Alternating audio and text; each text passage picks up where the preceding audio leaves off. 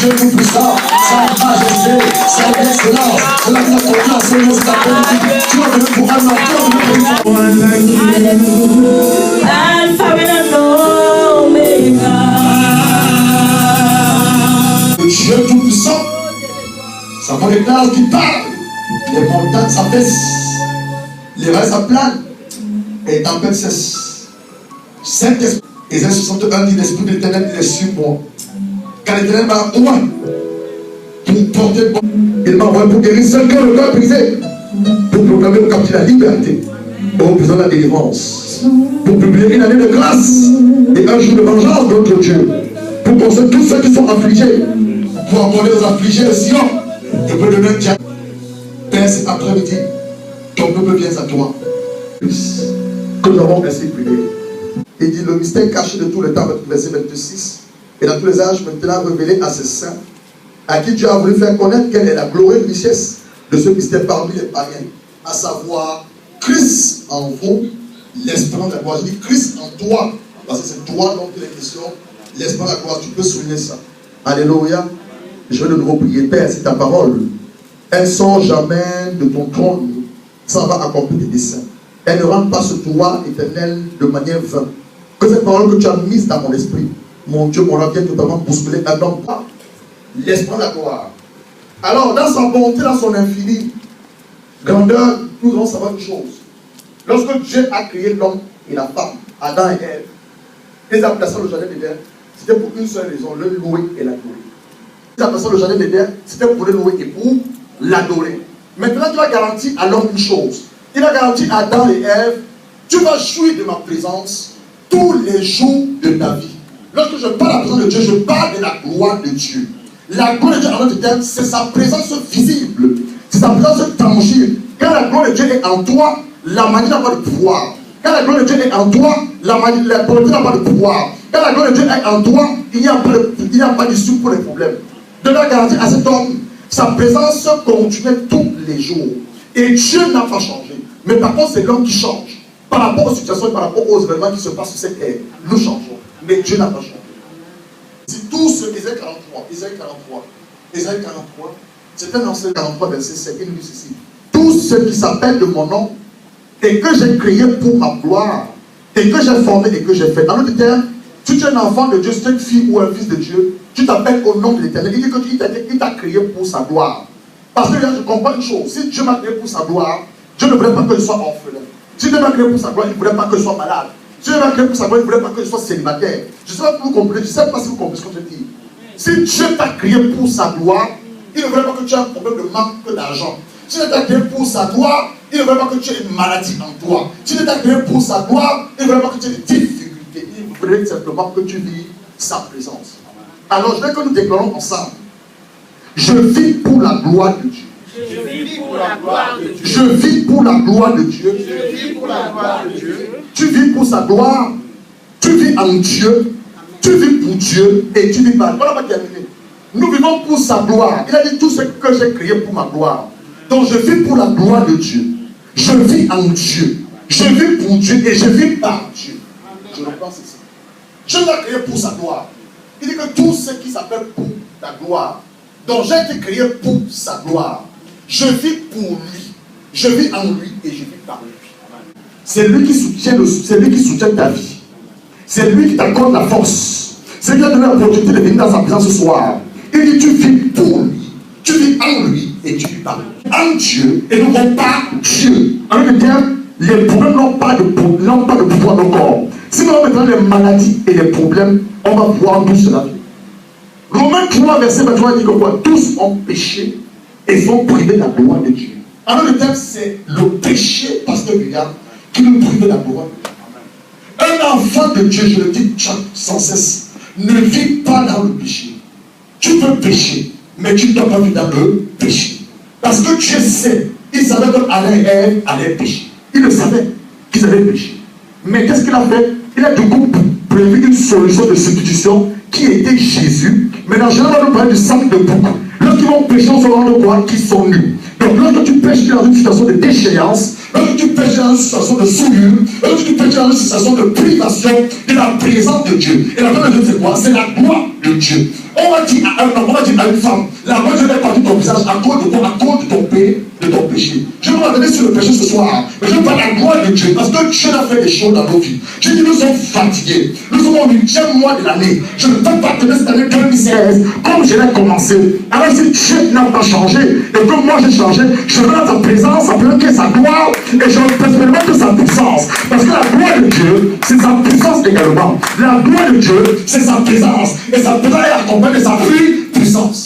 La gloire, c'est le Dieu de vous. Mais il dit, je ne peux pas tenir sur le péché. Parce que nous savons une chose, nous sommes sur cette terre, que nous le voulons ou pas, nous péchons comme nous péchons. Il y a des péchés que nous devons plus faire, ça c'est vrai. Mais que nous voulons ou pas, nous allons toujours pécher.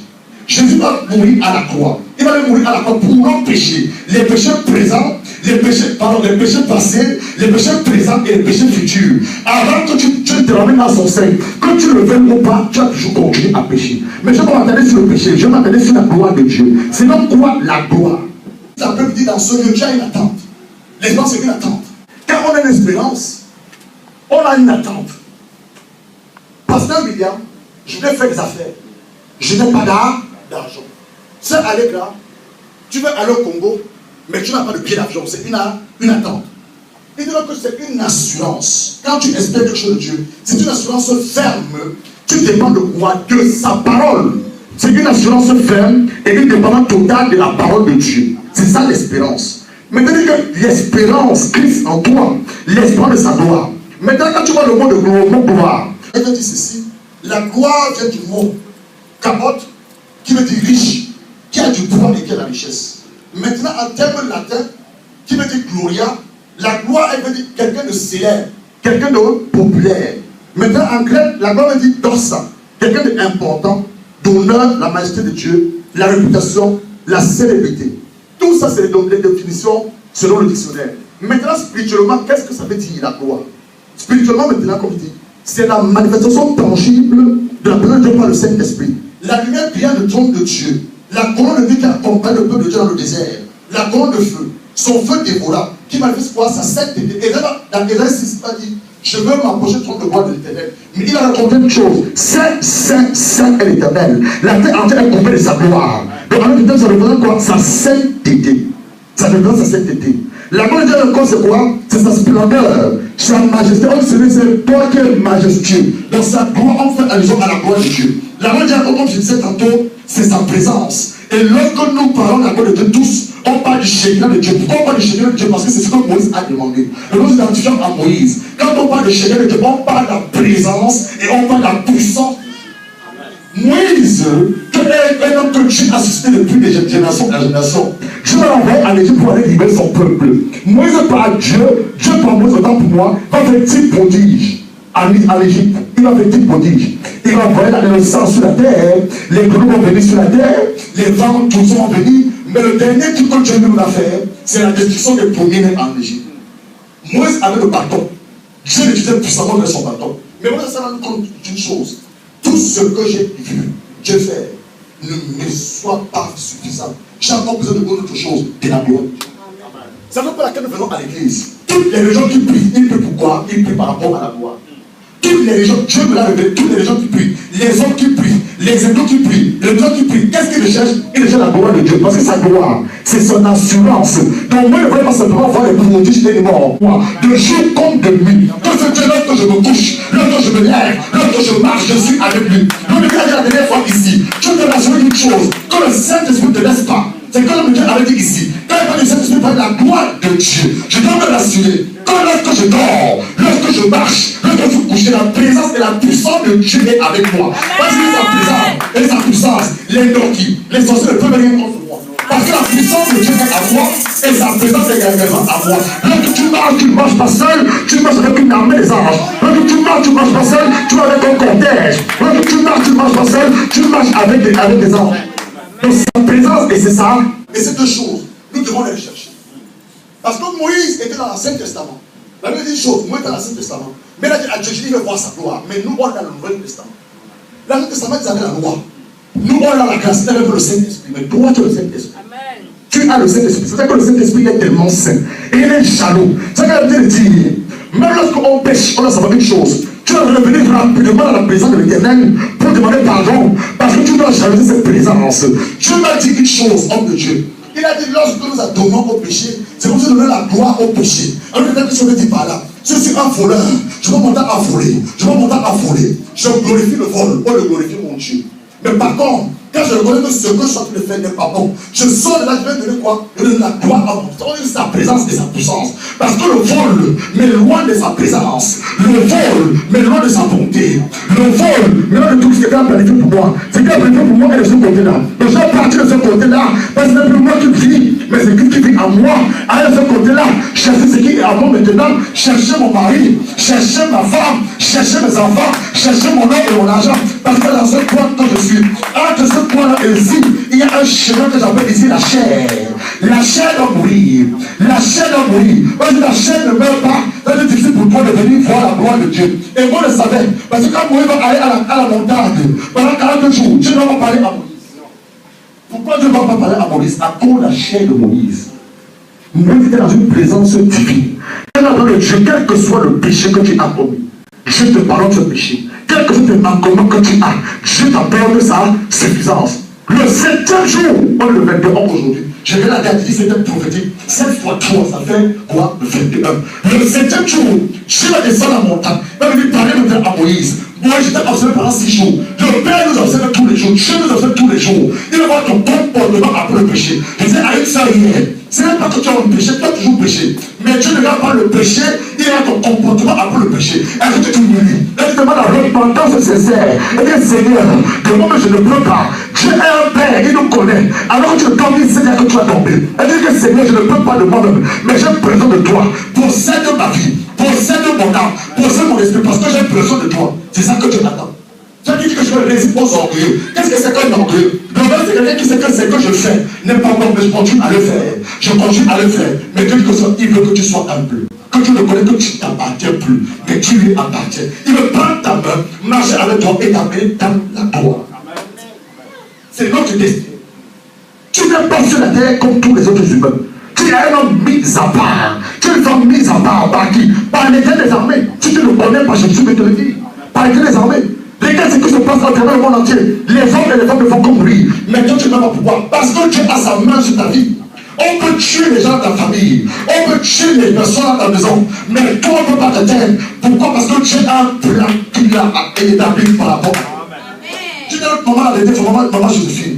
Elle me parle de la référence et la référence. Je lui ai dit ceci, dans chaque génération, homme de Dieu, je suis un homme pour accomplir ses desseins. Et tu es cet homme-là que Dieu a suscité pour accomplir ses desseins. Tu es cette femme, tu es ici ce soir. Ne regarde pas les chaises. Tu es l'homme que Dieu a choisi. Je veux que tu écoutes ce message. Tu es la femme que Dieu a choisi pour faire des hommes et des femmes dans ta génération. Des hommes et des femmes qui vont aller annoncer des bonnes nouvelles. Des hommes et des femmes qui vont se lever pour le Seigneur. Je disais à un jeune homme, à un enfant, le moment est arrivé. On n'est plus être à l'église. Nous devons aller à l'extérieur. Annoncer la bonne nouvelle. Ça veut dire là où je vis. Je veux les musulmans. Allez au niveau de la place de notre pays. Commencez à vociférer leur truc. Allah. Je dis, mais où sont les chrétiens? Où sont les chrétiens? Le moment est arrivé. Sortons de l'église. Allons dehors. Annoncez la bonne nouvelle. Commençons à crier pour Jésus. Et réclamons ici. Il dit, je suis le septième d'Abraham. Avant son septième, aller chercher une femme à Rebecca. Il dit, Dieu a accompli, l'Éternel a accompli. Mon Seigneur, tous les bénissons. Et il est devenu quoi? Puissant. Il est devenu les péris et les bœufs. L'argent et l'or. Les servants, les chameaux et les ânes. Ça, c'est Abraham, le père. Maintenant, le fils, l'enfant, la promesse. Isaac, maintenant, Genèse 23, verset 16. Est-ce qu'il devient fort et riche? Il devient riche. Il devient enrichissant de plus en plus. Dans la version, dans la langage, je crois qu'il dit, il become well, greater well. Ça, c'est ta portion. Si et seulement si tu crois. Parce que là, ça va une chose. Tout se passe par la foi. Tout se passe par la foi. Est-ce que tu as la foi? On a raconté une histoire. Jésus va aller dans la maison de Marie, de Nazareth, autant pour moi. Nazareth avait deux sœurs, Marie et Marthe. Marthe était là, elle s'occupait à des choses utiles. Mais Marthe venait demander au Seigneur Jésus, je sais une chose, comme mon frère Lazare, il va revenir à la mort. Le jour de la résurrection, Jésus lui a dit, je suis la vie et la résurrection. Si simplement si tu crois, à ce moment où je te parle, tout ce quelqu'un mort encore va revenir à la vie. Si simplement si tu crois, tout ce que tu avais perdu, je veux le donner ce soir. Si Si seulement c'est si tu crois, la résurrection que tu demandes, la délivrance que tu vas expérimenter ce soir. Il va pas dire demain, il va dire aujourd'hui. Parce qu'il est le maître de la vie.